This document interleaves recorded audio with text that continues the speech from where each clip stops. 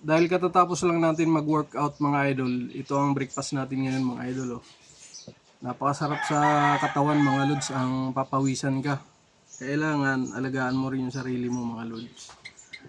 Naniniwala pala ako mga idol sa edad na 40 mo, may pagbabago na rin pala sa dapat sa kinakain mo mga idol. Dahil iba yung kabataan mo at nung paedad 40 ka na mga lods. Tara mga idol, kain tayo ito.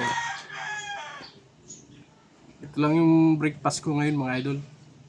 Then mamaya magluluto naman tayo ng gulay mga idol. No rice tayo ngayon mga idol.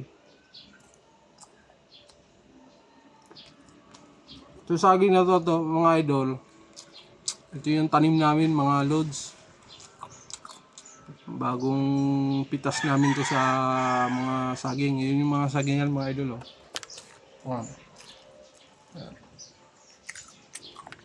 Kapipitas lang to mga idol. Ito.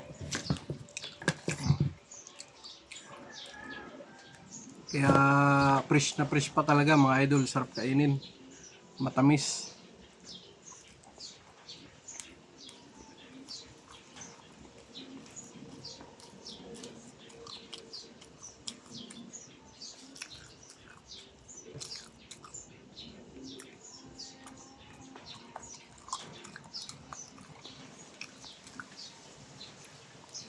Kung ito yung susubukan yung mga idol, napakasustansya nito. Kaso nga lang talagang kung gusto mong pangalagaan yung katawan mo, pagtiyagaan mo talaga ito mga idol.